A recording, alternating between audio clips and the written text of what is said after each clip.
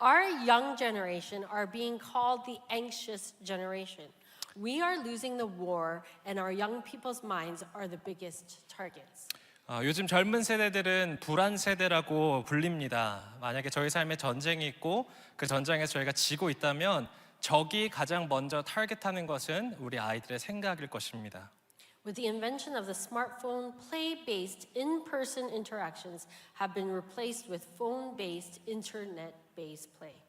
스마트폰의 발명 이후 아이들이 친구들과 갔던 놀이 시간은 이제 인터넷 중심의 디지털 놀이로 변화되기 시작했습니다. The combination of helicopter parenting and underprotection in the virtual world has created an entire generation that is narcissistic, selfish, and inward-looking. 헬리콥터 부모라는 말이 있습니다. 부모님들의 과잉 보호적인 자녀 교육을 뜻합니다. 이러한 자녀 교육과 디지털 세계에 대한 부모님들의 무방비 상태가 아이들로 하여금 자기 중심적이고 스스로에게 집중된 세대를 만들어가고 있습니다. And now more than ever, people, especially our young people, are struggling with anxiety, depression, and a deep sense of loneliness. 그 언제보다 지금 우리 젊은 세대들이 불안과 우울 그리고 깊은 외로움을 경험하고 있습니다. Technology has connected us and made our lives easier and created a global community, yet we are more disconnected than ever.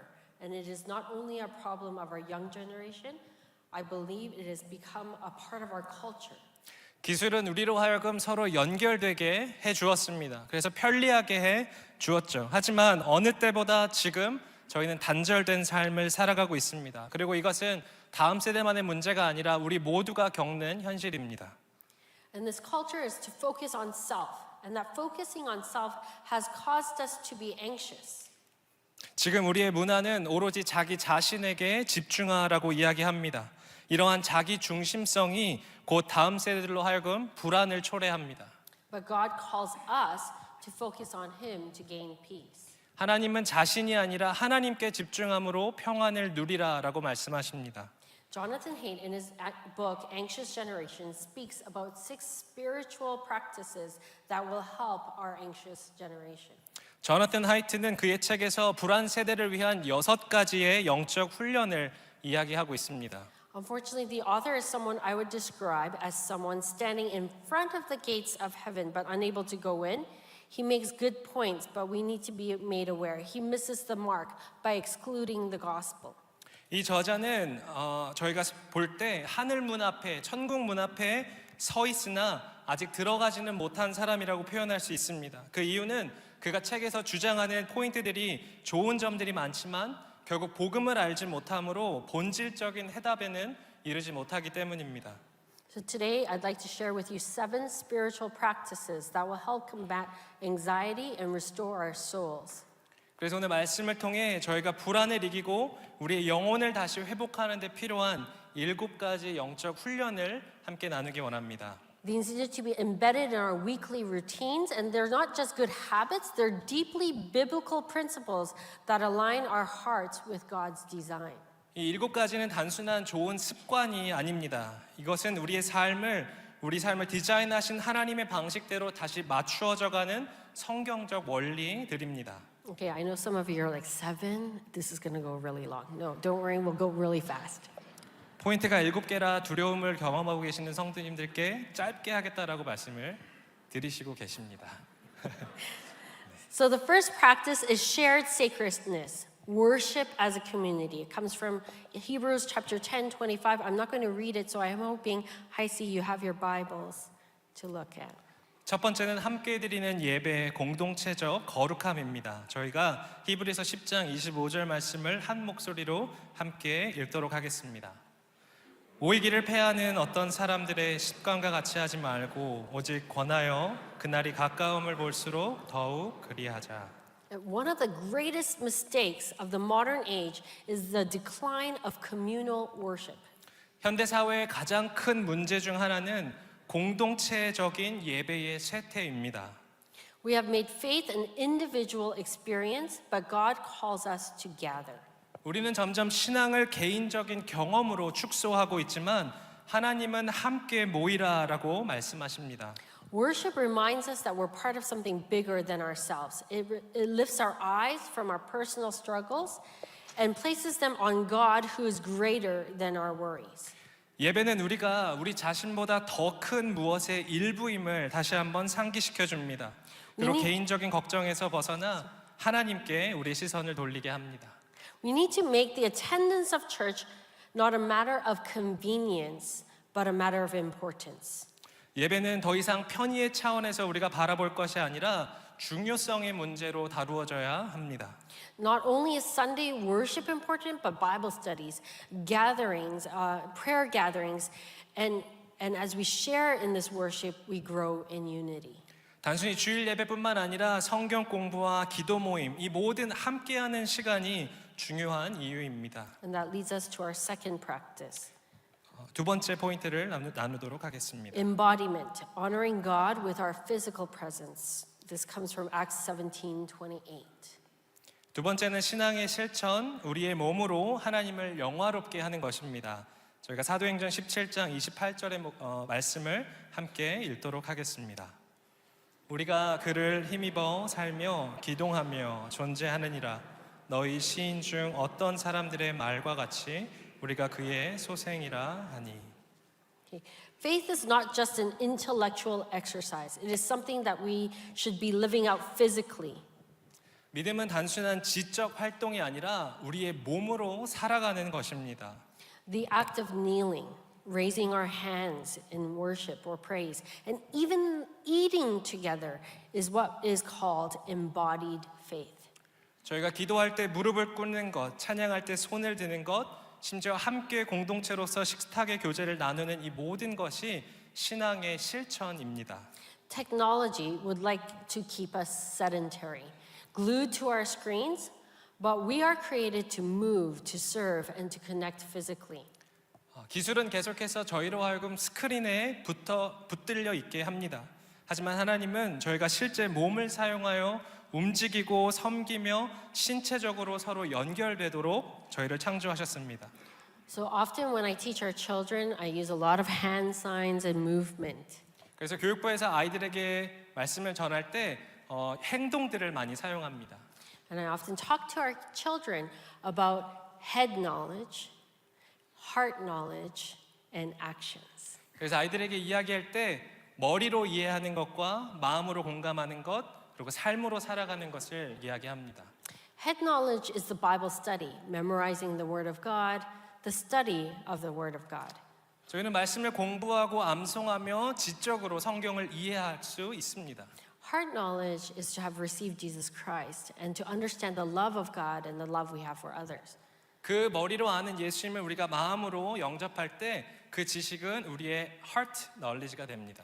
And then action is taking that head knowledge that has moved into our heart and putting it into action. 머리로 아는 것을 마음으로 믿고 삶으로 실천할 때 그것이 다 아시죠? 네.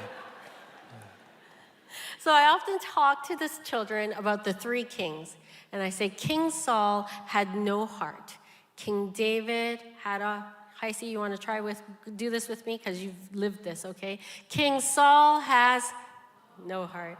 King David has a whole heart. And King Solomon has a half heart. 네, 이렇게 교육합니다. 네. Because King Saul only had actions, no head knowledge, no heart knowledge. 저희가 사울 왕은 머리로도 마음으로도 하나님을 몰랐던 것을 보게 됩니다. King David knew God in his head and in his heart, and he put it into action. 다윗 왕은 머리로도 알았고 마음으로도 믿었고 삶으로도 살아갔습니다. But King Solomon, he only had head knowledge. He had no heart knowledge. And he only took that head knowledge into action. 하지만 솔로몬 왕은 머리로만 알았기 때문에 삶으로 그 믿음을 살아가지 않았습니다. And that's why God favored King David. 그래서 아이들에게 킹 데이빗, 다윗 왕처럼 살라고 이야기합니다. The third practice is stillness, silence, and focus, seeking God in the quiet. Psalm 46:10. 세 번째는 고요함과 침묵, 또 잠잠히 하나님을 찾는 시간입니다. 저희가 시편 46편 10절 말씀을 함께 읽도록 하겠습니다. 너희는 가만히 있어 내가 하나님 됨을 알지어다. The world is noisy. It's full of distractions. Social media, news, entertainment. It constantly pulls at our attention. 지금 세상은 소음으로 가득합니다. 소셜 미디어, 뉴스, 오락 콘텐츠들은 끊임없이 저희의 시선을 빼앗아가고 있습니다. But God speaks in stillness, and Jesus often withdrew to quiet places to pray and set an example for us. 하지만 우리 하나님은 고요함 속에서 말씀하십니다. 그래서 예수님은 자주 한적한 곳으로 가셔서 기도하셨던 것을 저희가 보게 됩니다. We need a space where our eyes and ears are not constantly distracted, and sitting in silence helps us to reflect and allows God to renew our mind. 그래서 저희가 하나님의 음성을 듣고 싶다면 의도적으로 침묵과 고요한 공간을 만들어야 합니다. 우리의 눈과 귀가 방해되지 않는 시간을 통해 하나님은 저희의 마음을 새롭게 하십니다. So often for overnighters, we have the kids sleeping over at church. And I know a lot of parents are like, oh, I don't like it when they go to overnighter because they come back really tired. 교회에서 가끔 1박 2일로 아이들이 슬립오버를 할 때가 있습니다. 때로는 부모님들이 아이들이 교회가 슬립오버하고 온다 그러면 피곤해서 오니까 별로 안 좋아하시는 부모님들도 좀 계십니다. But deliberately, what we do in the middle of the night, around 12 midnight, really dark, and there's no other adults in the room, in the building. 그런데 슬립오버를 할 때 저희 아이들은 밤 늦은 시간에 이 불이 조금 꺼진 본당으로 옵니다. I get them to lie down at the front of here. I tell them it's God's living room. So lie down and rest. Don't make a sound and just rest. 그리고 아이들에게 이곳은 하나님의 집이고 하나님 집의 거실이니까 편하게 누워 있자. 잠잠히 누워서 하나님의 음성을 들어보자라고 이야기합니다. And the response I always get from the students is that they feel peace. 그럴 때마다 아이들이 이야기하는 것은 그런 시간을 통해 자신이 평안을 찾고 있다라고 이야기합니다. I challenge our adults to do the same. 우리 성도님들께서도 같이 한번 해보시면 좋을 것 같습니다. Number 4 is transcending the self and living for others. Philippians 2:3. 네 번째 포인트는 자아 초월, 다른 말로 하면 다른 사람을 위한 삶입니다. 저희가 빌립보서 2장 3절 말씀을 함께 읽도록 하겠습니다. 아무 일에든지 다툼이나 허용으로 하지 말고 오직 겸손한 마음으로 각각 자기보다 남을 낮게 여기고. Our culture encourages self-promotion. We have created a new group of celebrities called influencers. 저희 문화는 계속해서 자기 홍보를 격려하는 성향이 있습니다. 그래서 지금은 인플루언서라는 또 다른 유형의 유명인들이 만들어지고 있습니다. But Jesus calls us to self-denial. 하지만 예수님은 자기 PR이 아니라 자기 부인을 말씀하십니다. Social media fuels self-obsession, making people focus on likes, comments, and self-image. But true joy comes when we shift our focus to serving others. 소셜 미디어는 사람들로 하여금 스스로에게 집착하게 합니다. 그래서 타인이 눌러주는 좋아요와 댓글들, 타인이 보는 자신의 모습에 집착하지만 진정한 기쁨은 우리가 다른 사람과 그들을 섬길 때 경험하게 됩니다. Jesus calls us to serve others, to serve those who can never repay us, a selfless love. 하나님은 자기 희생적 사랑으로 심지어 우리에게 보답할 수 없는 자들을 섬기라라고 말씀하십니다. And when he summarized the Ten Commandments, he made it really clear. Love God and love others. He never mentions love yourself. 예수님께서 십계명을 함축하시며 말씀하셨을 때 결국 하나님 사랑과 이웃 사랑을 말씀하십니다. 그곳엔 자신만을 향한 사랑은 오히려 경고하고 있는 것을 보게 됩니다. Our fifth practice is be slow to anger and quick to forgive. Ephesians 4:32. 다섯 번째는 분노는 늦추고 용서는 빠르게 하는 것입니다. 저희가 에베소서 4장 32절 말씀을 다시 한번 함께 읽도록 하겠습니다. 서로 친절하게 하며 불쌍히 여기며 서로 용서하기를 하나님이 그리스도 안에서 너희를 용서하심과 같이 하라. We live in an age of outrage. 저희는 분노의 시대를 지금 살아가고 있습니다. Social media thrives on conflict. People are quick to judge, quick to condemn, and slow to forgive. 소셜 미디어는 계속해서 갈등을 부추깁니다. 사람들로 하여금 빨리 판단하고 정죄하게 하며 동시에 용서에는 굉장히 인색하게 만듭니다. You've heard of cancel culture. 영어로 cancel culture이라는 단어가 있습니다. Keyboard warriors are hiding behind screens, judging the way people look, act, and think. 요즘은 소위 댓글 부대를 하는 사람들도 있습니다. 그들은 스크린 뒤에 숨어서 사람들의 생김새와 행동과 생각을 마구잡이로 비판합니다. This part is really for our young people. Social media tells us that our mistakes define us. 이 이야기는 우리 다음 세대 아이들에게 하고 싶습니다. 소셜 미디어는 끊임없이 우리의 실수가 내가 누구인지를 정의한다고 이야기합니다. But I want you to remember this. But God calls us to a different standard. Anger and unforgiveness breed anxiety, while grace and mercy bring peace. 하지만 그런 우리에게 하나님은 새로운 삶의 기준을 주시는데 분노와 미움은 불안을 낳지만 은혜와 자비는 평안을 가져온다는 것입니다. And if you forget everything else, just remember this one line. 모든 걸 잊어버려도 이 한 가지만 함께 기억했으면 좋겠습니다. Your mistakes, our mistakes, they don't define you, but rather they refine you. 우리의 실수는 우리가 누구인지를 정의하지 않습니다. 오히려 우리의 실수는 우리를 정화합니다.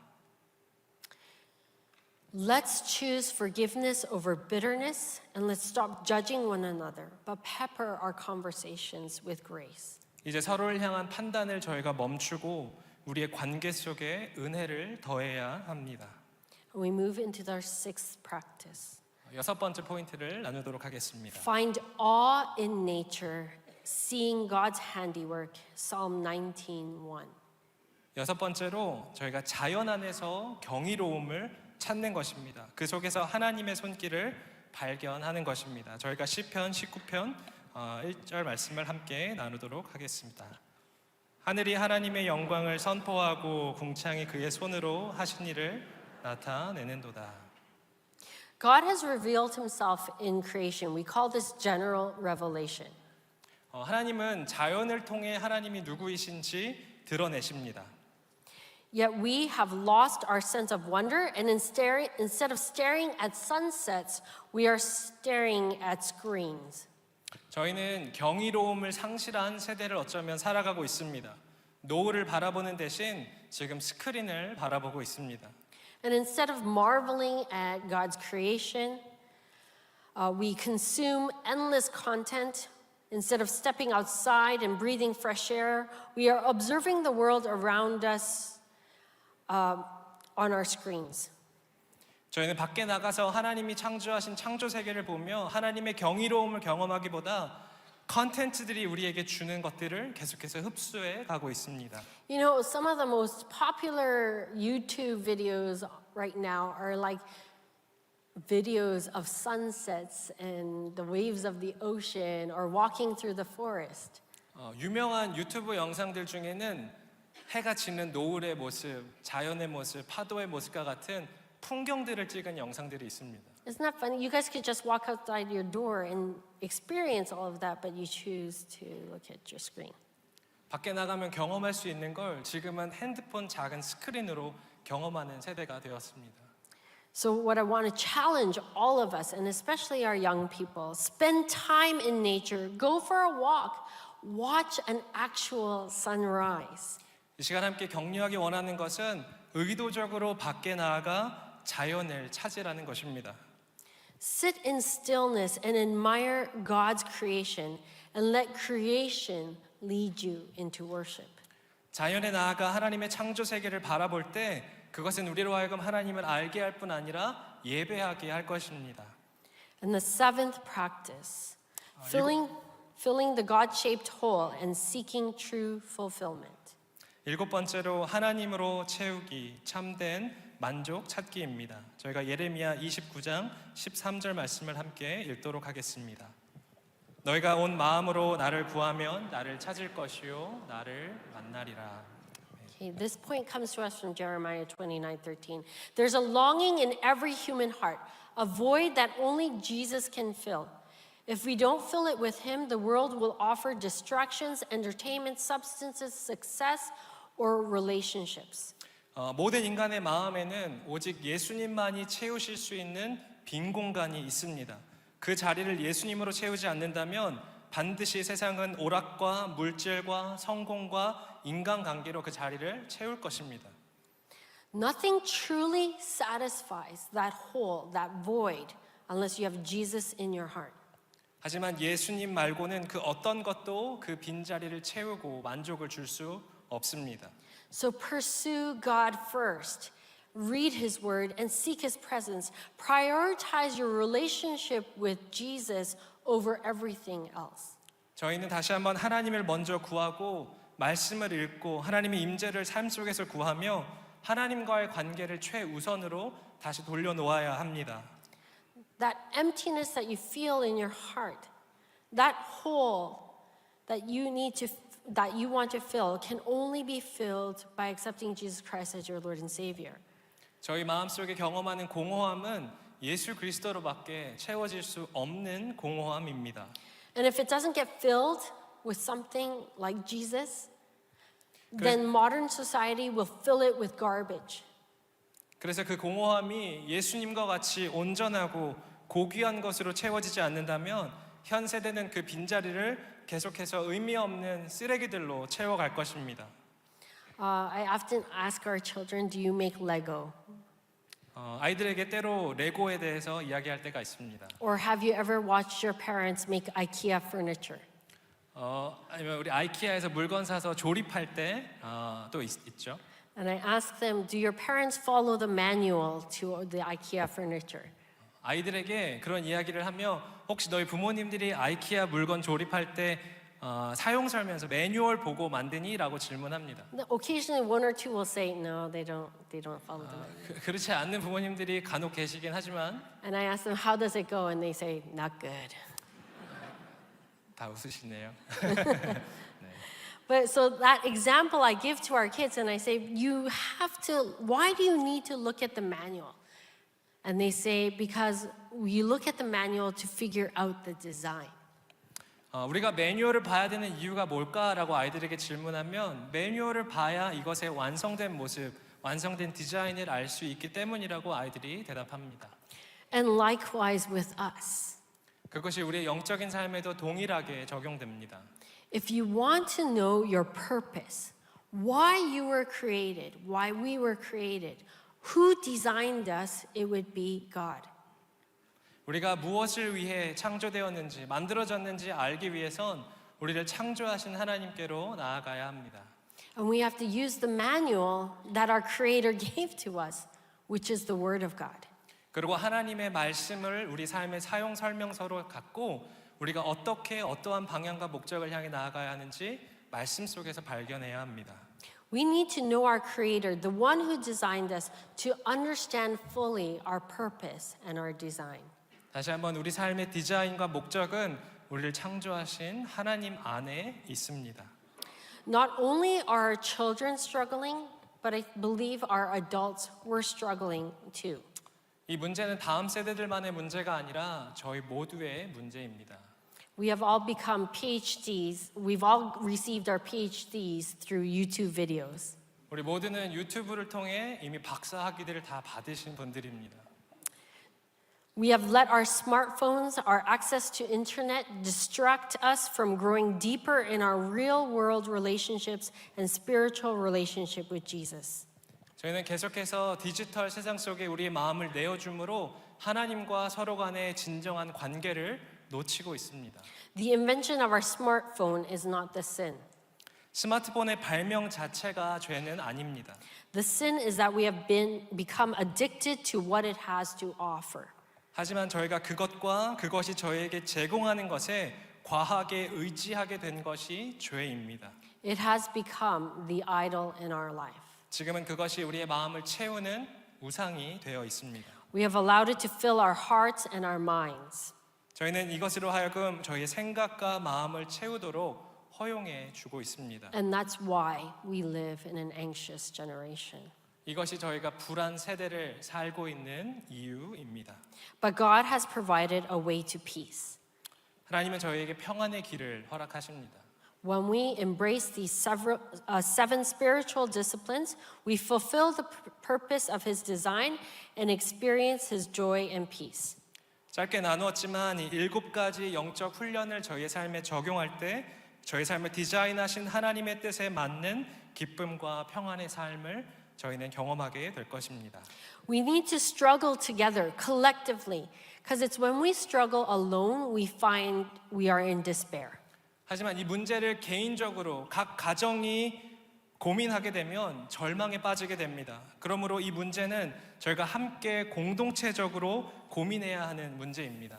I don't believe that it's COVID that was the pandemic we needed to fear. 지금 저희가 두려워해야 하는 팬데믹은 코로나 바이러스가 아닙니다. The pandemic is extreme internet addiction. 지금은 과한 인터넷 중독이 저희가 이겨내야 하는 팬데믹입니다. Let's get back to the biblical basics.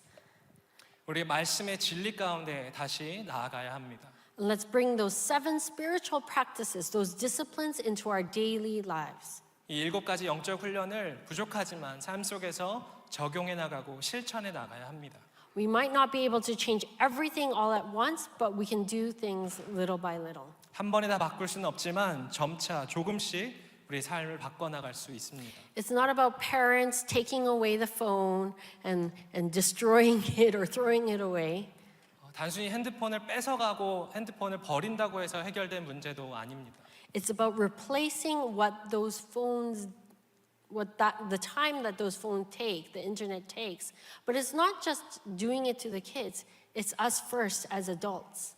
핸드폰을 아이들의 삶 속에서 또 우리의 삶 속에서 대체할 수 있는 것을 찾는 것입니다.